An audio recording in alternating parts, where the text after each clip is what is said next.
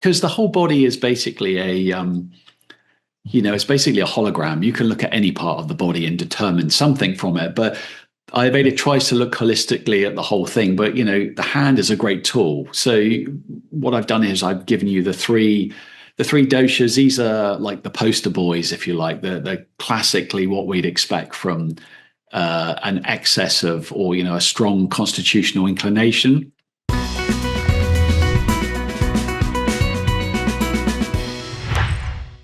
Hi guys, welcome back to Chariot Palmistry. Today we are very lucky to have Andrew Mason with us. And he's going to give us a talk about palmistry and Ayurveda. More specifically, how you can look at the hands and make some sort of predictions about their Ayurvedic doshas. Andrew is a very accomplished Ayurvedic practitioner. He's also a renowned researcher, and he's also a palmist. He wrote this book a number of years ago. Andrew, hello, and thank you for being with us today. Morning, and thank you for inviting me on your show. Thank you. It's great to be here. So, the book's kind of, I think it was 2017, so it's coming up to 10 years old now. It was an adjunct to other studies, so it's not something I specifically specialize in, but it just became of interest. I got interested in Ayurveda probably around the turn of the millennium, so 2000, 2001.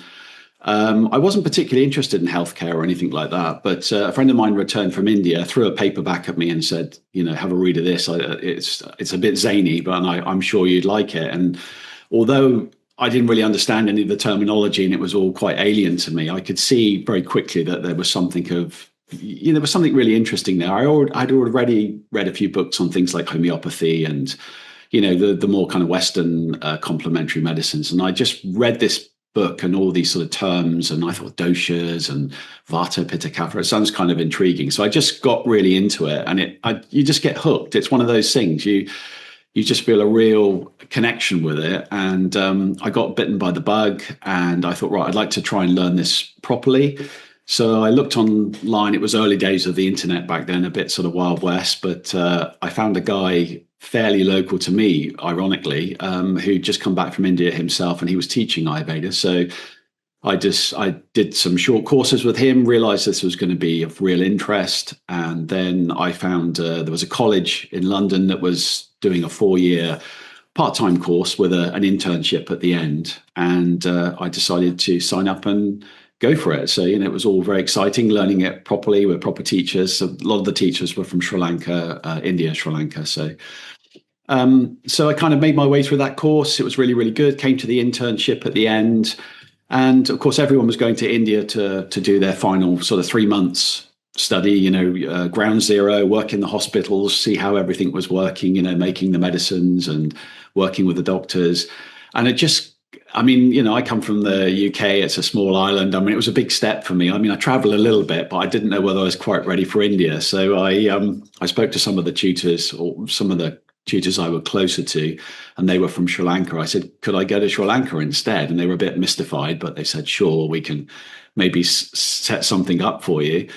And that's pretty much how I ended up, really landing in ground zero. I went to Colombo for a week trial a few months before I was due to go to do my 3 months, just to see if I liked it. I found a small clinic, and this clinic specialized in all kinds of things. They had their own pharmacy. There was an in-house doctors. There was even a Western doctor there if you just wanted to do regular stuff, but they specialized in cleansing techniques called panchakarma, where they do these 5 purgation therapies. So it's a big, long program, but it can really heal some serious illnesses.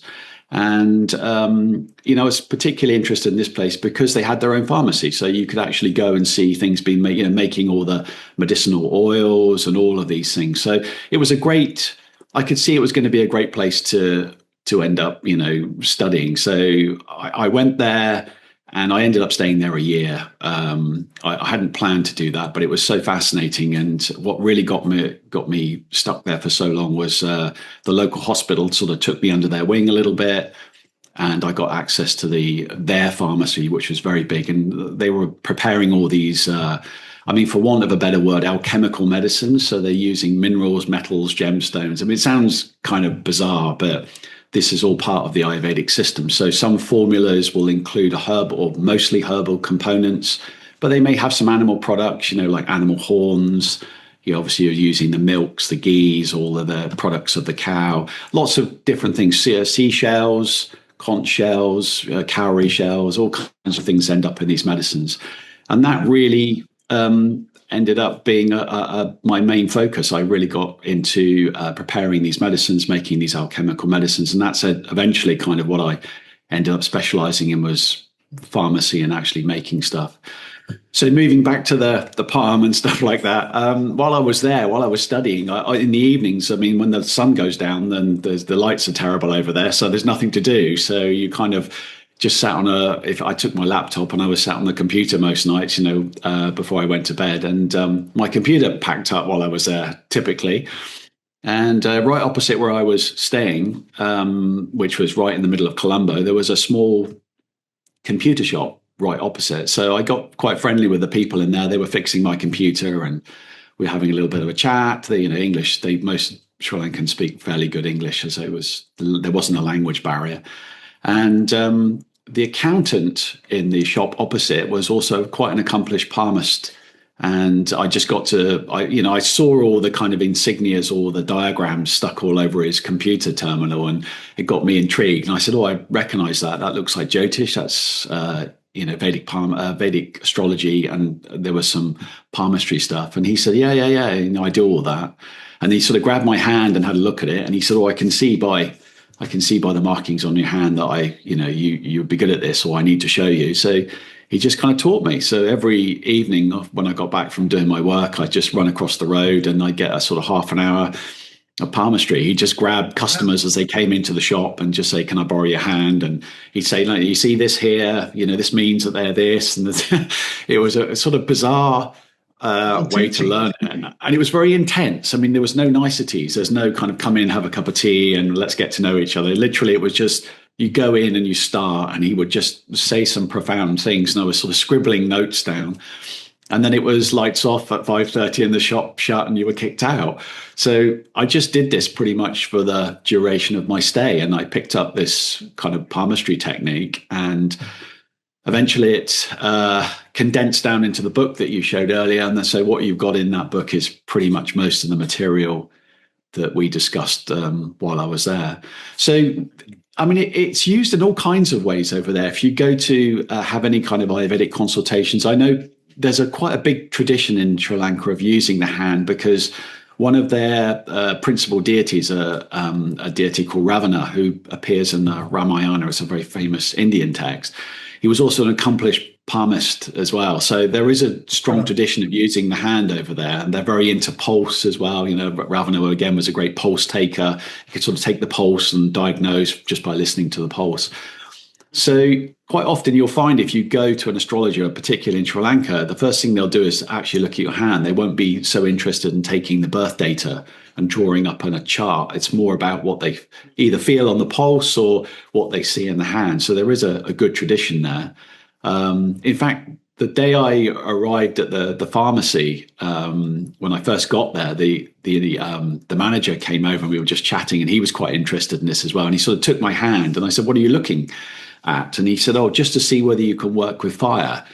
Because he said, we have to burn a lot of things here. A lot of the medicines you're making, you have to be able to control fire. We can't have a pyromaniac here setting fire to everything, or undercooking anything is equally as dangerous. So he was looking at my palm to see, and he said, yeah, I can see you'd be fine with fire. You're all good. Then consequently, that's that kind of Martian area, and what they call Kuja Rekha. They're sort of how good Kuja. You don't want it too puffy. If it's sort of too puffy and red, they say the students are very argumentative and don't do what they're told and stuff like that. So there's there is a tradition of using that, and in fact, a lot of the old texts on, particularly the alchemical texts, they make reference to it's important to study the student's hand. Look to see whether there's a good set of lines in there, how strong the rekha, the rekha means lines, how the rekha are in the hand. Because back in those ancient times, you're going to invest months training somebody. You didn't want them dropping dead or wandering off or something like that. You wanted to see that you had somebody of good lineage that was going to be able to take the information and work with it. So, the hand is mentioned in those books. So I guess that's kind of, more or less my story. I finished up in Sri Lanka. I came back to the UK. I qualified as an Ayurvedic practitioner. I wrote a number of books on these alchemical medicines. So there's a Rasa Shastra is the name of the technique. So that's sort of roughly translated. It's a sort of science of Mercury, the science of alchemical medicines in an Ayurvedic tradition. So I did a book on that and another book on Jyotish. I mean, all these things are kind of connected. You can't do alchemy without understanding some astrology, because you have to understand the timing, when's a good time to make these medicines. And also, it's useful to have the palmistry or to be able to look at the hand, because the hand is in itself a diagnostic. It's a good way to diagnose, or to get an understanding of somebody's constitution. And that all goes back to, well, we'll look at a few slides and I'll explain how that works. Yeah. So that's kind of my story. I'm a bit of I suppose slightly a bit of a maverick, hopping around from thing to thing. I get bored very quickly, and I like to sort of keep it interesting. But what you tend to find is that all these Vedic sciences, they are very much sister sciences. They're all connected in some way. So absolutely, to learn them all. So they're all useful. Yeah, for sure. Once you master one art, all the others just combine into it like you wouldn't believe. Yeah, same terminology, same idea. It's sort of splitting and dividing. So it's got that kind of quality to it. So once you understand the structure of the Vedic structure, you can sort of, you've got an inroad to any of these disciplines, whether it's Vastu and you're looking at like Indian feng shui, like how you lay out the pharmacy, or Ayurveda to do the health, or Jyotish for the looking at the astrology, or Hastareka for palmistry. They all have a similar way of learning those principles. Yeah, and that's the thing that a lot of beginners struggle with. Someone learning palmistry for the first time can't understand how the school of palmistry came from the same school of astrology, same school of Ayurveda, mathematics, astronomy, all this stuff. Like one monk figured all this stuff out, but they're actually in parallel to each other. They're Absolutely. not separate sciences. Yeah, absolutely. I mean, there's a big thing. I mean, if you go back even today, we've got a lot of Jyotish texts, very early astrological texts. I think there's something, I'm just trying to think of the name of one of the older ones, like Garga Samhita is probably, I'm never sure whether it was 3rd century AD or BC. I think it's BC. I think it's really old. But even though it's a treatise on astrology and it talks a lot about the, introduction to the planets, signs and houses, there is a section in there in palmistry. But what's odd about the very old texts is that they work more with signs and symbols, which is what the work you're doing. You're a specialist very much in the symbology. And I think that is the older part of the system as well. They talk more about, it's less about the lines and not even so much about the constitution of the hand, but it's the signs. So signs in the palm, or signs on the face, or signs on the body, these were all studied with great detail. And there was a whole set of rules for whether you were, male or female, what signs were auspicious for females, what signs were auspicious for males. And it goes into everything, the texture of the skin, even the smell. They talk a lot about this. I mean, it sounds strange, but the sort of the smells that emanate from the body, the sort of Brahmanical, sweet, honey sort of smells, or the sort of more sour, decaying, more kind of like Shudra, like sort of worker or sweaty. All these things were really important, and the body had all these signs and signals it was giving off, which would then aid in your interpretation of illness and stuff like that. Oh, brilliant. Well, let's have a look at these slides that you worked so hard to prepare. Okay. Well, I mean, it wasn't so hard, but okay. Okay. So, so I just titled this Ayurveda in the Hand. So this is kind of, it's not so much about what we would classically think as palmistry. So we're going to look at lines and stuff like that, but it's more to do with kind of the constitutional analysis. And in Ayurveda, there's we're looking very much for the sort of what we see as the prominent constitution in the person. And the hand is a good place to start because it doesn't actually change so much throughout life. Now, of course, you've got from childhood to adulthood, and then you've got the effects of age. But generally, through the sort of the bulk of our life, the hand shape doesn't change so much. So it gives us good indications as to how, or the sort of, think of it as the construction behind the individual. So we'll revisit this image a bit later on, but this is just to sort of give you an outline of the three Ayurvedic doshas. So we'll come to that as we move through. So basically, this whole system is predicated on the 5 elements, and 5 fingers and 5 elements. So there's a connection there straight away. So the idea is that all these elements are interconnected, and they sort of conjoin, and they're sort of seen as a continuous force. So we start with this very diffuse outer ring of ether. So the ether is just the space to move in. So for anything to exist, there has to be a space for it to move in. So we see ether as the sort of encompassing element that all the other elements are trapped within. And so within ether, you begin to get movement. So movement is to do with the air, the air element. So air symbolizes anything that's moving and changing. So within this space, we're now having movement. And as that movement begins to quicken, you begin to generate heat. It's like friction. So as we build heat, and eventually we give birth to the fire element, you can see as we're doing this, we're moving closer to the center of the diagram. So fire produces lots of heat. It also gets very focused. And then through the process of, great heat, you get sort of condensation, precipitation. It produces moisture. The moisture falls to the ground. So that becomes the water element. And then within the water element, there are any sort of particles begin to coalesce, aggregate, and eventually you end up with the earth element.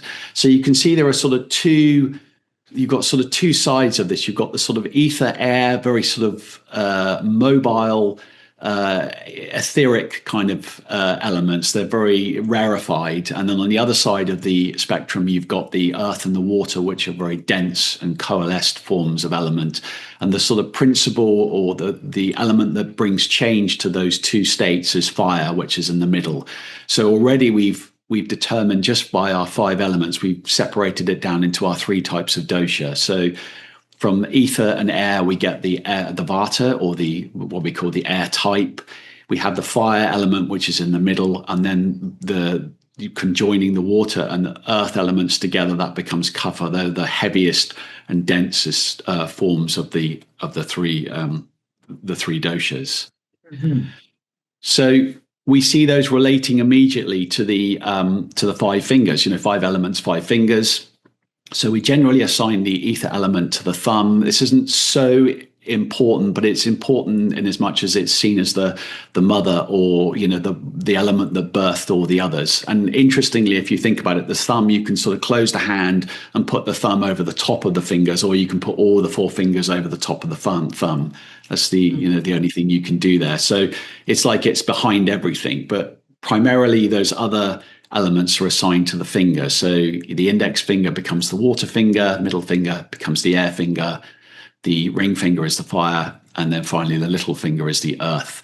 And these eventually will distill down into astrological configurations as well. So we'll assign certain planets to these, or 4 of the 9 planets that we use get assigned to these fingers. But generally, straight away, we are beginning to look at the hand and see elements in the hand. So if there's a particular finger that's very strong, so for instance, if do the fingers pull in towards the middle finger, does one of the other fingers stand out? Is one of the other fingers longer than it should be? Generally, the middle finger will be the longest finger, but not always. Sometimes you can get a very long index finger as well, or a very long fire or ring finger. So that immediately becomes of interest. It's just the construction of the fingers, and then the strength of the fingers, just an overall assessment. We're not trying to make any big prognostications from just that, but it gives us a sense about the elemental constitution of the body. And just if there's a lot of earth, or a Kapha dosha in the person, it's like the hand will be more earthy. It's like it feels heavy, it's weighty, it's wide, it's got a square, blocky, heavy sort of quality. If it's more like an air hand, it will be more narrow, it'll feel lighter, there'll be more finesse and things like that. There's the structure is much lighter. So what we're looking for is to see the sort of primary constitution and how it's sort of manifesting in the hand. So this just distills that down again. This is a diagram that just shows you how these are just all the qualities that we associate with these different doshas. But you can see, like, drawing a line across here and here. So, we've got the air and the ether form the Vata quality here. The Pitta quality is obviously the fire. And then you've got the water quality and the earth quality here. And it's just, things that we associate with water, like flowing and smoothness, dense, static, heavy qualities are all associated with those. Now, there is a little bit of crossover here because although Pitta is considered light and hot, it also has something of a water quality in as much as it spreads. So if you get fire locate and become over...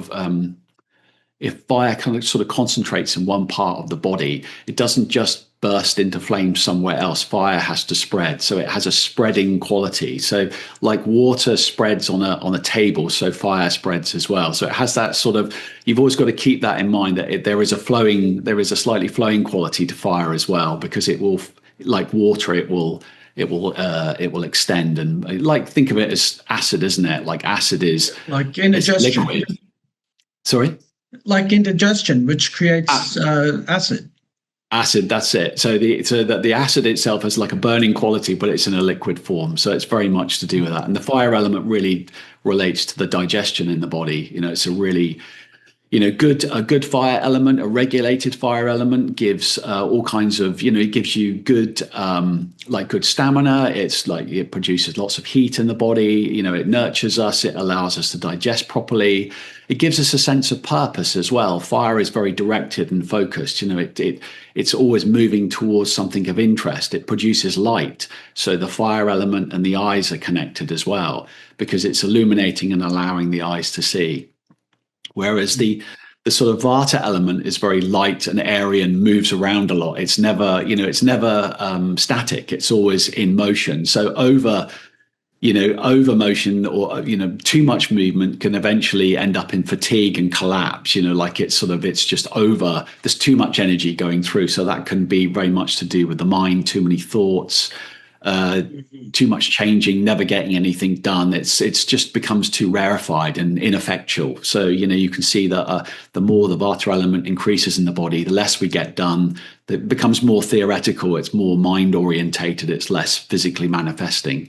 And the opposite to that is the sort of Kapha, the earthy quality. These are the people that really get things done, but it moves slowly. The Kapha, or the earth element, or the water and earth element in the body are slow. They take, it's like trying to carry something heavy up a hill. We're strong and we can lift it and we get to the top of the hill, but it can be a slog getting there because these elements are very heavy.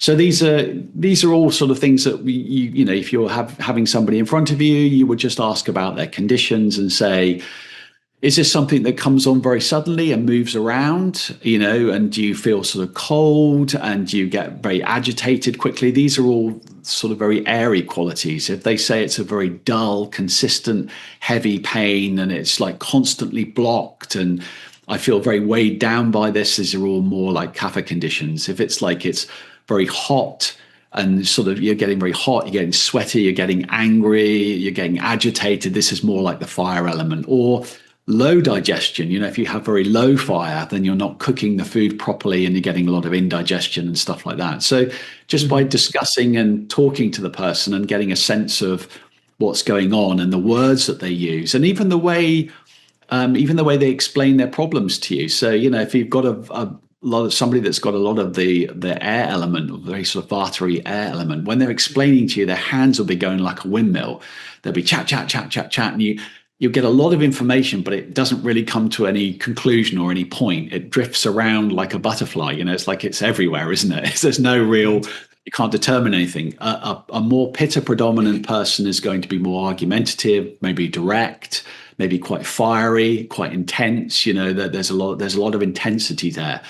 And finally, so a Kapha, somebody that's got more Kapha qualities, they may not say very much. So, it may just be very short to the point. They won't really elaborate on it much. They'll tend to be more they just not so much movement. They'll just sit very still when they're sort of relating their condition. So even the way that these things are expressed, and just watch the hands. I mean, I'm using my hands a lot while I'm explaining to you, so that's kind of more of a Vata thing because I'm moving my hands a lot. But more directed or pointed would be more Pitta, or more sort of hands folded or motionless would be more Kapha. So even the way that the person interacts can give us clues about their predominant dosha. Mm-hmm. Okay, so basically we've got two things that confound us a little bit in Ayurveda. We've got what we call a Prakriti, which is the constitutional type. This is what's actually made you. What's made you you? How have you been put together, and what factors brought about you being you? Now, of course, we are offspring of our parents, so the parents have a big influence, are going to have a massive influence on the type of constitution that we've got. So, for instance, they say in the text, they give us these, they drill down on these lists of things that would relate very much to conditions that were brought about by the parents themselves. So the quality of the sperm and ovum at the time of conception. So at the time you were conceived, how healthy were the parents? Were they themselves in good physical condition? Did they produce peak offspring? I mean, this is why these Vedic texts go into so much detail about how to prepare for having a child. And of course, in today's modern world, we don't really think about it. It's just like, oh, let's have kids. But in the ancient world, it was a big thing. If you had children, you really had to make sure you gave them they had to hit the ground running and had the best start possible. So there was lots of dietary regimes that you might follow. You would time it very specifically. So certain seasons were, you had the best seasons for them when they were smaller. So to minimize the risk of illness or cold or excessive heat, all these things environmental factors were huge. And being in good peak physical condition, preparing with diet and lifestyle before you even had a child. So all these things would have a big impact on the actual quality of the offspring. I've said here, the season that you actual conception itself. The Dasha period is another big thing. So astrologically, they would look to see which Dasha period the parent was running. So for those that aren't familiar with Jyotish, you are born with a moon in a certain position in your horoscope. And from that position follows a sequence of planetary years. So, you might be born firstly in what we call a moon dasha. So that's the period where moon is really, so to be born in a moon dasha is good because the moon is a very sort of nurturing, feminine, motherly planet. So if you start your formative years in a moon dasha, that gives good kind of qualities. And the moon is quite a Kapha planet anyway. It's seen as a sort of heavier, watery sort of planet. So it builds the tissue. But if you were born in, say, a Saturn dasha, that could be quite hard because Saturn's a very sort of light, drying and aging, and it causes difficulties and it doesn't allow things to develop. Or, you might get malformation, and, the Saturn relates very much to the body's structure. It's like the bones and stuff, like bones and joints, because there could be malformation issues, or the child could grow very slowly because Saturn's a very slow planet. So that would be another consideration. Now, it's not always possible to time dashas because some of these dasha periods can be quite long, but that would be a factor. You'd have to look to see what dasha period each parent was in, and then that would have some outcome. And finally, sort of diet and lifestyle, particularly of the mother. Was she preparing? Was she eating the right foods? Was she resting? All these things would ensure sort of good progeny. So all these factors would have a massive outcome on the actual how the child would develop. So we call this your constitutional type. This is all part of your genetic makeup, what makes you you.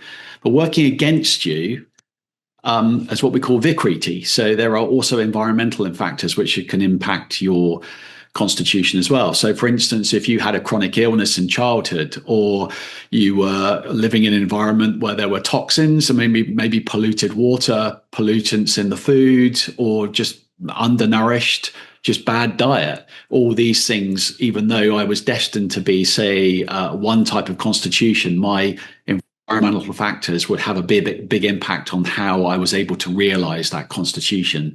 So we've always got to keep that in mind when we're looking at the individual, that we're looking for the true constitution, but we're looking for this Vikriti, which Vikriti means to cover something. So it's a bit like, you could look one way, but if I throw a cloth over you and I paint a weird picture on the cloth, it's going to give a misrepresentation to how you really are. So we have to determine both of these qualities. We look at their true nature, and then what's adaptive, or what they've had to deal with in their life, and we try and work out what's happening. Is there a correlation between the two? So are they like primarily a fire type, but they've grown up in an environment where the Vikriti, the environment is very hot as well, and it's aggravated that, or is it a sort of an opposite quality? So I'm probably making it sound a lot more complicated than it is, but basically we just have to keep that in mind. We're looking at the base constitution, and then trying to discern what they may have endured to change that. And a good way of understanding the base, or the base constitution, is to look at the hand, because it changes very little, no matter what we do to the body, aside from a hugely devastating injury. The hand remains pretty much unchanged. Does that all make sense so far? Crystal clear. Okay, good. Okay, so let's have a quick look down to actually the practicalities of this. So when I was actually working in the pharmacy, patients were coming in and out all day, and you just kind of see the first thing that the doctor, Ayurvedic doctor, would do is he'd sit them down and say, okay, what's the problem? But while they're talking, he would be looking at their body, the kind of movements they're making, anything that he can notice about them. He'd be looking for the qualities of these doshas, and also looking at the nature of the disease that they had. What part of the body was it affecting? If it was if it was all to do with like sluggishness, constipation, blockages, weight, excess weight, we'd be immediately thinking Kapha, too much water, too much earth element. If the person had lots of joint discomfort, emaciation, very dry, unable to put any weight on and gain, we pretty much start suspecting Vata and the ether element, excess in the body. And if the person had the very sort of acid reflux, over hungry all the time, very sort of reddish, hot looking, very angry, constantly sort of getting into arguments, or combative, or anything to do like liver, gallbladder, all these kind of digestive issues, we'd suspect fire.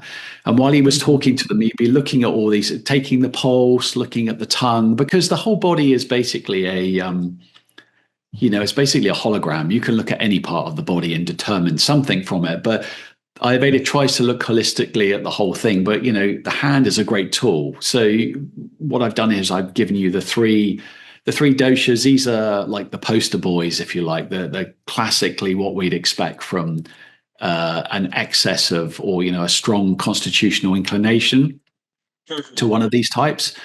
So Vata, what we're looking for is kind of a rectangular, an elongation, that the hand looks longer. The fingers sort of like appear to move, like very long fingers, very narrow fingers, particularly if they narrow in at the base. When you put the hand together, can you see gaps at the bottom?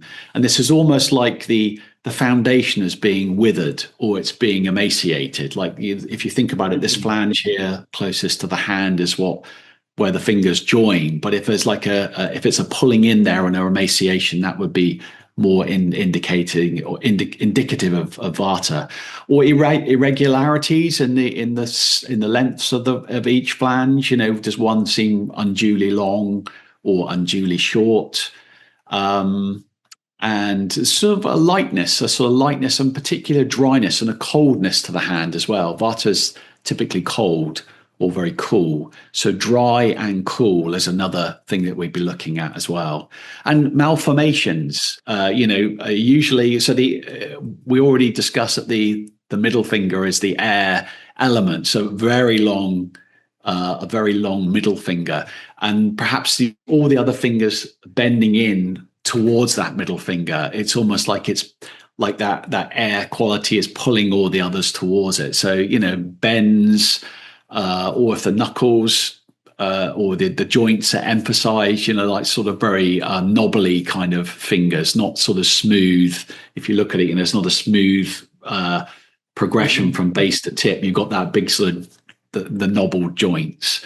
So those are all typically Vata sort of things. And in terms of lines, profuse lines, so many lines on the palm, but very light. Instead of having the sort of the four primary lines that we consider in palmistry, like the lifeline, the heart line, the head line, the fate line, they're almost lost in a mesh of very trivial sort of secondary lines, and that's another sign of kind of more like a Vata constitution, because there's no real direction to the life. The prana is sort of just diffusing and going everywhere. Okay. Mm-hmm. So I would think of Vata fingers, as you're describing, more like musicians. People have these really long fingers to play piano and guitar and things like that. And I think the psychology is very similar to that as well. They're all over the place.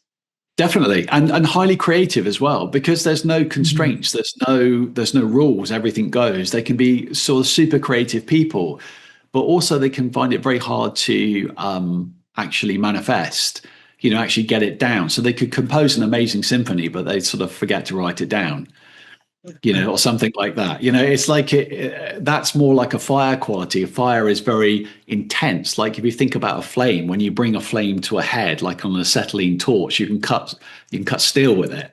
It's incredible because it's so focused and so intense. But the problem with fire is it can get out of control. If fire burns and rages, it'll just completely wreck everything. A fire in the house contained is an oven, isn't it? It allows you to cook and sustain yourself. But if you allow that fire to spread to the rest of the house, it'll just burn the house to the ground and you'll have nowhere to stay. So that's always the problem with the fire element. It voraciously consumes. It has to be moderated. It needs something to occupy it, but it shouldn't be over.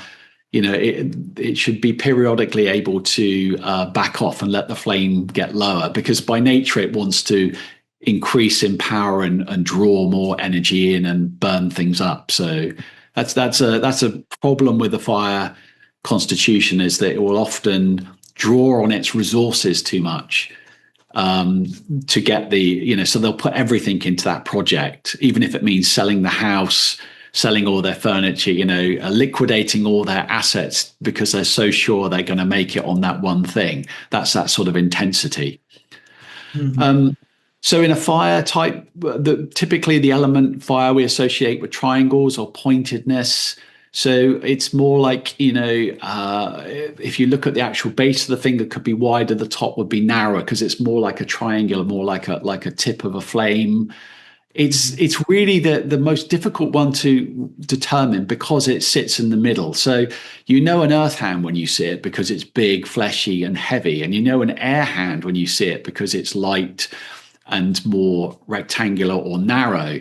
The fire is really what we just say is an in-between. And, all of us are composed of three doshas, even though we are predominantly, or will be predominantly, one, or will have an inclination towards one more than the other two. We do have, all of us have to have the earth element, because we've got bodies. We have to have structure, and we all have air, and we have pitta, but it's determining which one is the sort of, which one is predominating in the body. So in the pitta type of hand, it's really that sort of in between. You can see maybe some qualities of air. It could have a little bit of narrowness, but it also might have some chunkiness as well. It might be more chunky towards the bottom or something like that. So it's that sort of middle ground. But also what really determines, or helps us determine, a pitta type of hand is it's hot. It'll be the hottest of the hands. It might even have a red patchiness. If you look at the skin, it'll have it won't be an even color. It'll be dappled. You'll have a dappled quality. Another thing is that pitta nails. The nails can be really useful in determining dosha as well. So pitta nails will be very soft. You can almost they're almost a bit jellified, and they'll be very pink. So the hand is warm. The nails are very soft. They tear easily. They might be prone to a little bit of inflammation as well. If the nail tears, they might get that inflammation. We get that little bit of nail stuck in the side and it gets very red and hot.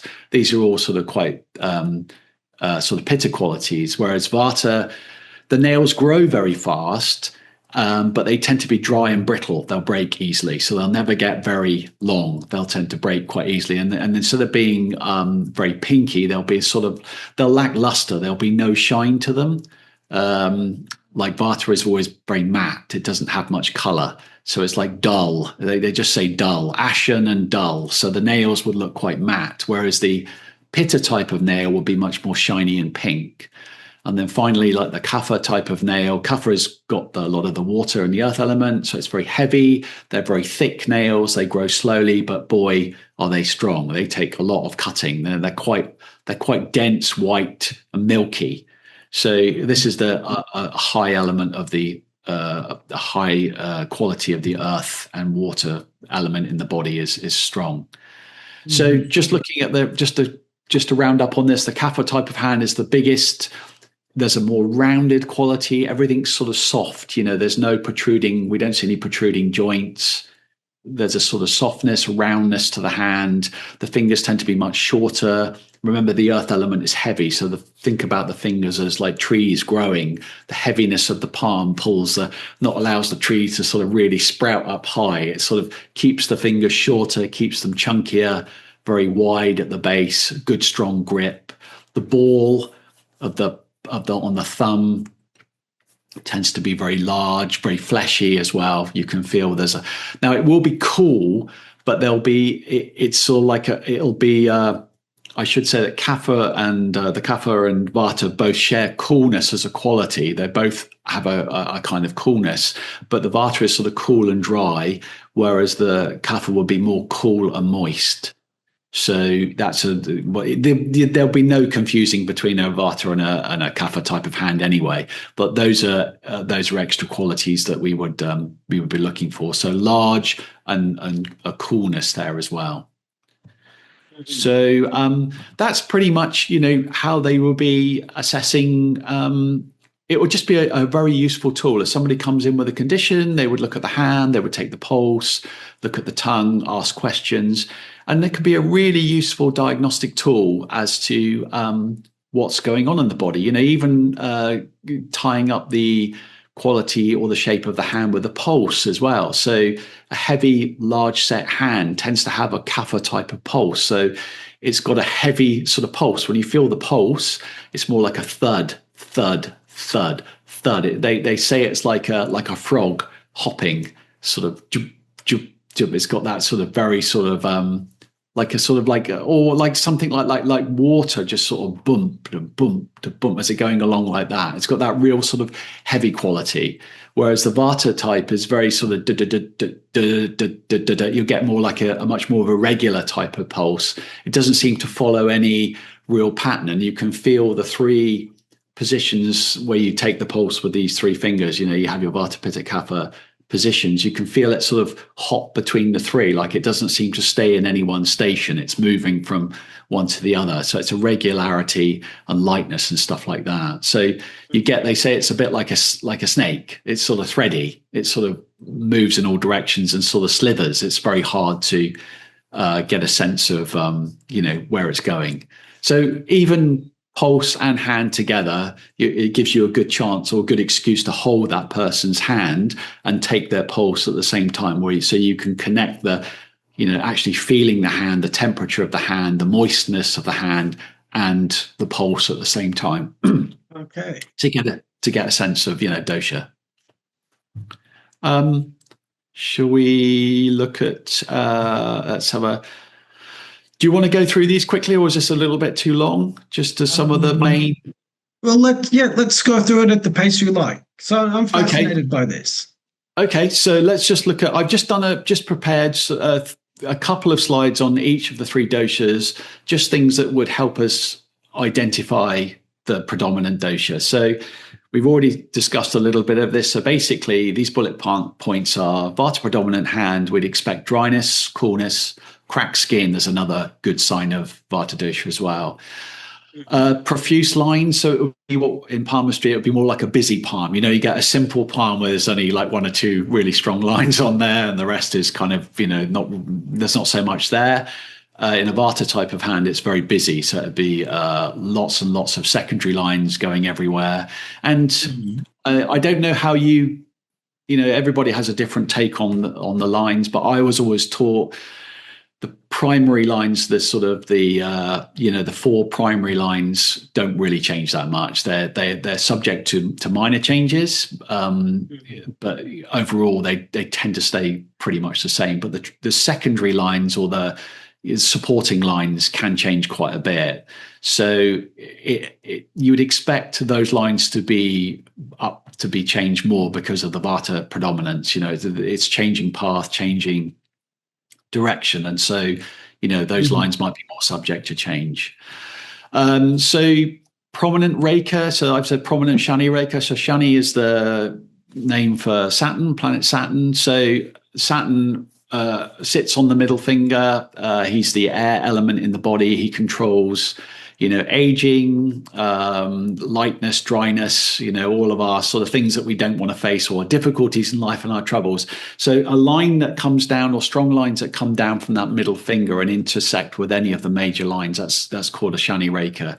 So that just means Shani is stronger in your chart. Quite often, if you look at a hand and you see how the other fingers are relating to Shani. So if like a ring finger bends in towards Shani, quite often when you look at their Jyotish chart, you'll see that Saturn casts a strong aspect on Jupiter or Sun, or even Mercury. It's having a big effect on them. That's why it's it's like a gravity well. It's sort of pulling those fingers towards it. So prominent Shani Rekha would mean automatically the Vata dosha would be stronger in the body.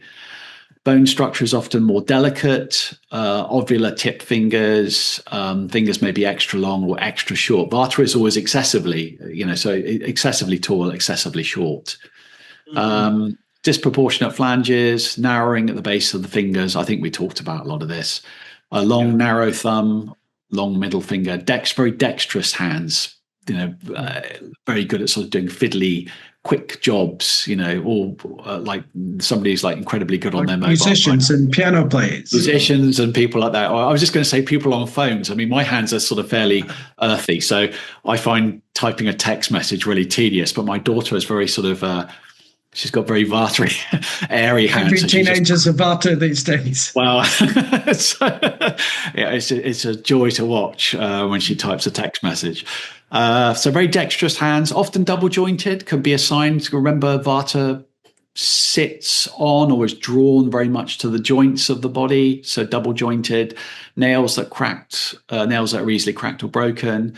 Chewing nails, Vata's very anxious and nervous. So very chewed nails can be another sign of Vata dosha as well. Finally, a sort of a dull or smoky white quality, like that dullness is another. So the nails are actually quite a good indicator of dosha as well.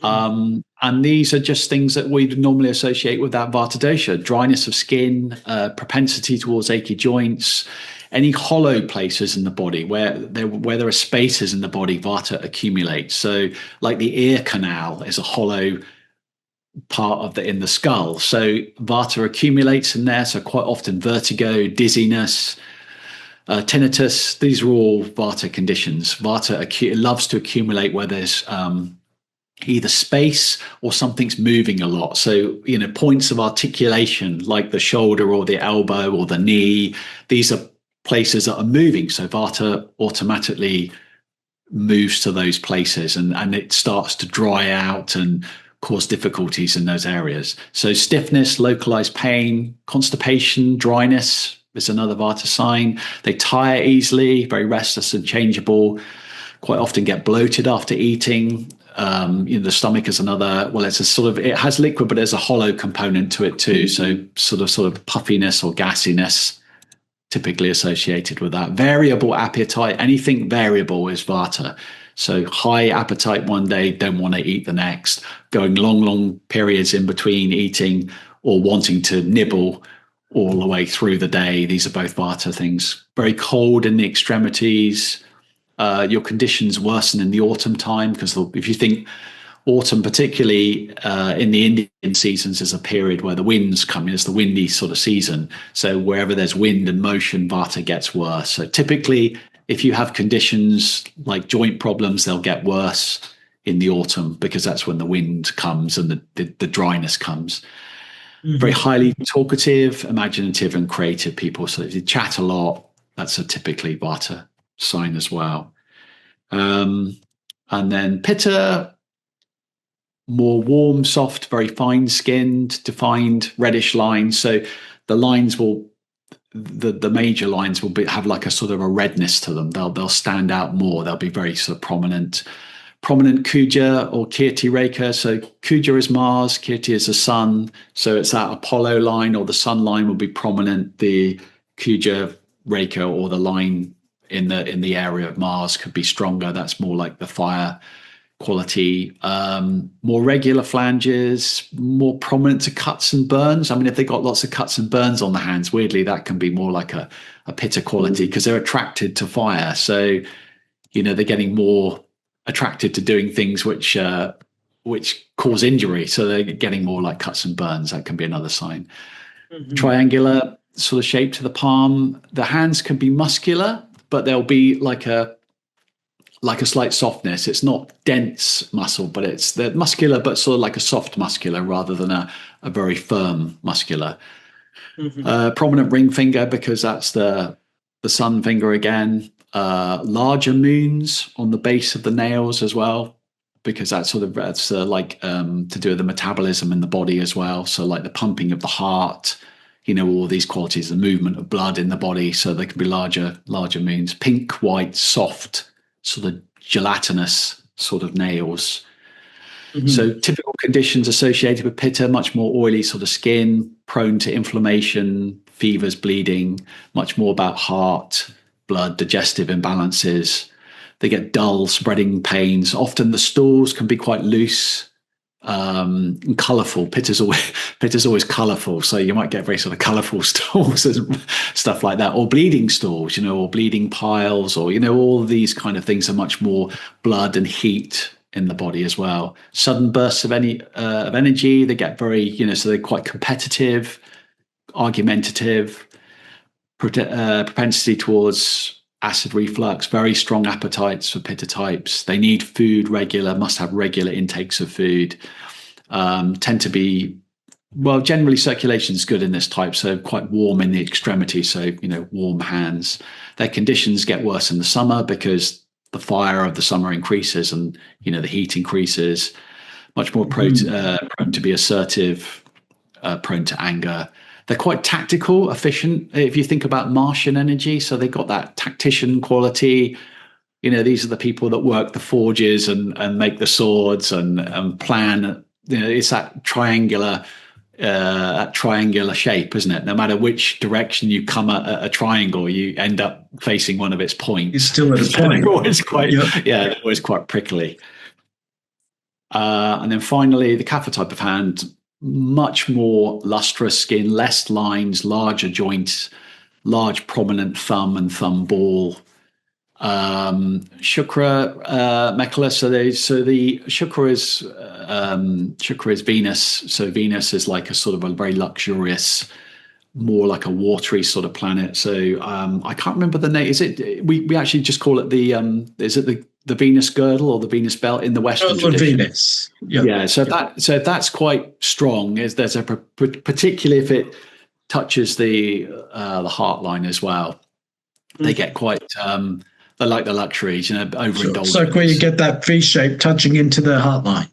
Yeah, that's typically going to increase Kapha qualities because that's wanting sort of like his desires, luxuries, all these things. All these things tend to create or pull things towards the body or hold things to the body. It's wanting, like desiring, and desire can be a very sort of strong quality in Kapha types as well. They want to collect and bring it into their earth and hold it and not let go of it. So typically, things that naturally accumulate, so money, accumulates, like they hold on to the money because it buys more luxuries and gives them more status. And, so there's all that kind of stuff going on as well. So that's another thing that we would associate with that particular dosha. Overall, good, strong bone structure, a square quality to the hands, very dense, firm tissues, the nails, very thick, white, very strong grip, rounded sort of profile.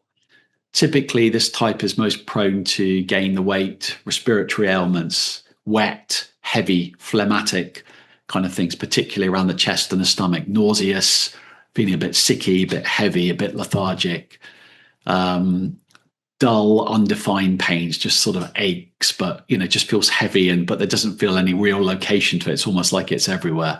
They don't tire easily. They tend to be the most dependable of the three types because of that earth quality. They're well rooted. They have a slow digestion, generally a stable appetite. They can endure much longer periods without food because they have good reserves. The body can call on all these reserves if need be. They don't like to do that, but they can if they need to. Prone to stagnation or feeling cold. So obviously the winter exacerbates, particularly the spring when the waters melt and begin to flow and all their phlegmatic conditions come up and get stronger in the body.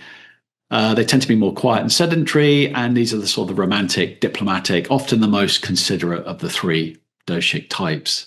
I mean, you can go into this stuff to the nth degree. I mean, these are all sort of basic qualities of these three doshas, but the hand really sort of shows us those qualities as well. It brings to life the qualities of the three doshas in the body as well.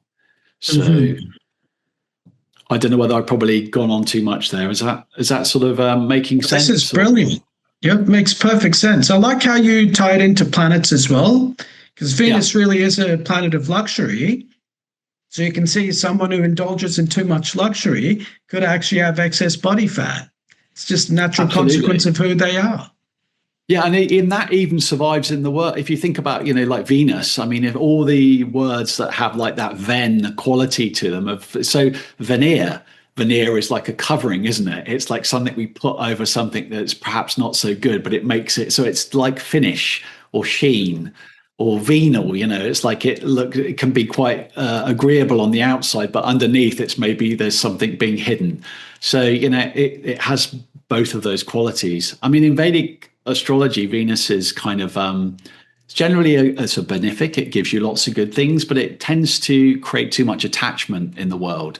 You get attached to all the goodies. You like your wine and your chocolates and your nice clothes, and it makes it harder to fulfill your dharma, to do what you're here to do. It's a planet of distraction. It's beautiful and it's like very flashy and eye-catching, but it can lead us away from our true path. It can deflect us from what we're supposed to be doing. We can get too lost in the indulgences. That's right. Well, the line of bad karma starts from Venus, goes through the man of Rahu, which is all about obsession, and it ends on the moon, which is once that programming is tied into your subconscious. It's really hard to shake it from there. It's a tough. If you've got a good Venus in your chart, it can be it's like Jupiter. It can cushion us from a lot of the blows and knocks in life, but ultimately, whereas Jupiter, it has some of those. It is a Kapha planet, but it ultimately tries to do the right thing. It tries to follow the scriptures and keep us on the straight and narrow, and ultimately lead us towards sattva and enlightenment. But Venus, unfortunately, is also a teacher, but its realm is very much, as Jupiter was an instructor to the gods, Venus was an instructor to the demons. So it tends to have that sort of slightly wayward quality. It is a fantastic planet. It can do amazing things, but it can sometimes obscure us from our true path. So it's easy to get a little bit lost with Venus. Mm-hmm. For sure. But all the planets are there. They all have an influence. I mean, it's probably a discussion for another day. But the placement of the moon, like a strong moon mound on the palm, or interestingly, that those other planets get what we call parvata, or mountains. So the moon doesn't directly rule a finger, but any planet that it's friendly with, it would have some influence over that. So, the moon, Venus, and Mars only get pads or these mounds on the palm, but they have connections to the fingers through elements. So Mars connects to the sun through the ring finger. Venus would connect to Jupiter with the index finger, and the nodes, Rahu, Ketu, because they're airy, they would also connect to the Saturn finger and stuff like that. So there's even though they don't directly rule over a finger, they have an affinity to those fingers, and that's where you see. There's a whole science in Ayurveda of prescribing gemstones. So gemstones can be prescribed to be worn on fingers to lift or suppress a particular planet. But also, gemstones can be prepared alchemically as ash and actually be taken into the body as well. There's all kinds of amazing uses for them. But that's how that sort of science of assigning gemstones works. So, if you wanted to wear a pearl, say for the moon, you would wear it on a finger that the moon was friendly with. So you could wear it on the ring finger or the sun. So moon and sun are like king and queen. So that would be acceptable. But, you could wear it on the Jupiter finger as well, because moon and Jupiter have a good relationship. So there's a whole science behind what gemstone is best to wear for your type, and then what finger on what hand you would wear it. So on the right hand, it's considered the masculine, it's considered the assertive hand, or the left is the feminine and passive hand. So if you wanted to increase sort of artistic, feminine imagination qualities, the left would be better. If you wanted to improve career, be more assertive, and wear like a fiery sort of ring, a fiery sort of gemstone, it would be more effectual on the right hand. So there's a whole sort of science behind where and what stones you would assign to what finger. Any other anything else we didn't cover that I should have covered? No, this is really good. So basically, you can look at someone's hand and not only tell what their dosha is, but really in a roundabout way figure out what their predominating planets are too. Absolutely, yeah. I mean, you can look at the. We didn't actually look at that slide, but So here we've got this is a sort of classical North Indian astrology chart, and I tend to use the North Indian. The South Indian is fine as well, but the North is nice because it shows you those 4 Kendra houses. So those are like the primary aspects, the main concerns of any life. So primarily, we've got this first house, which is to do with you, the body, the strength of the body. So we relate that to the lifeline. So we see the lifeline as being indicative of that first house. The 4th house is more to do with the headline, which would be like to do with the 4th house. That would be like Matru Rekha. So as much as we think about the lifeline being the Ayu Rekha, it sort of relates to like the qualities inherited from the father. The headline would be more Matru Rekha, the qualities relating to the mother, and even how they join together at the beginning shows you sort of relationship between the parents and stuff like that. So those are like the 2 foundational bases on the palm. The sort of the actual intellect, the way that somebody's able to organize themselves and direct themselves, and also the strength of the body that they've been given as well. And even that relates to mother and father as well, in terms of like the father rules over the bones in the body, whereas the mother would be more like the digestive and the heart in the body and the blood and stuff like that. So those 2 give us the sort of foundations of those 2 lines give us the foundations. And then Karma Rekha is quite easy. That's the one that goes right up the middle, the fate line towards Saturn. So that would be more like the 10th house, how you'd apply yourself in life, your direction. And finally, the sort of the heart line is like the 7th house, is to sort of courage, relationships, how we deal with others. And if you think about it, it's like the 7th house in the chart. And also, as much as the first house is like the body and the self, the 7th is a reflection of that. So we can actually use the 7th to gauge like health as well. So consequently, Hridaya Rekha, or the heart line, says a lot about our sort of the strength of our heart, the strength of our blood, our convictions, our passion. Those kind of qualities can be read there as well. So yeah, I mean, it's really very interesting. I've never seen anyone explain it this way, especially the Kendra houses to the 4 primary lines. Yeah, I mean, that's how I was kind of introduced to it. They said, well, the good way to think of it is like Karma Rekha relates to this, and and so on and so forth. So we can just see the interaction of those four. You're looking at the shape of the hand, you're looking at the quality of the hand, is it hot, is it cold, the nails, and then the four primary lines. So if one is lacking, like if the fate line is lacking, it means that the destiny or the direction of that individual is going to become less clear, or it's more able to be changed. There's a lot of flexibility in there. There's no set path. Or if the heart line was problematic, maybe there's a problem with relationships, engaging, maintaining their courage, but it could also relate to the health of the body as well.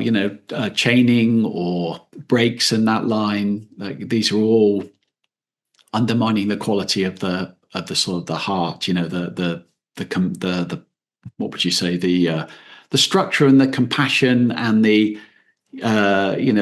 ability to connect with others could be in trouble as well. Mm-hmm. So yeah, it's a great. I mean, it's a fascinating system. It goes to great depth. You can see by here, there are lots of these secondary lines you can look at. You've got Guru, Chandraka, it's a ring under the ring of Solomon, under the Jupiter finger. You've got these mercurial lines. These are all, again, connected to Mercury and health. And sometimes you can get dual lines, like so they'll have like what they call a sister line. So it's like a supporting. So that could be what would you say? It would be like a blessing. You'd be given extra a little. So like two Ayurakas,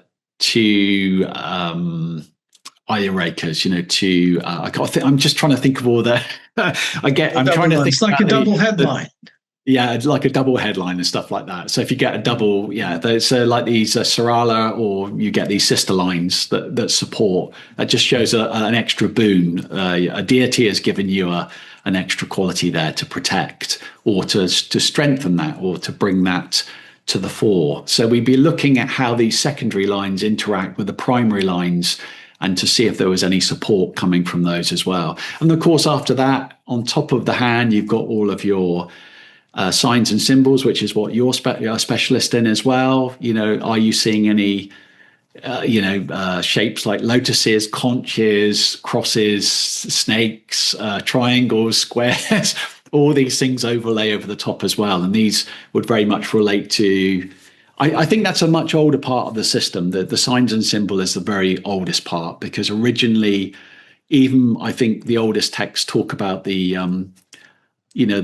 stations of the moon in the lunar month.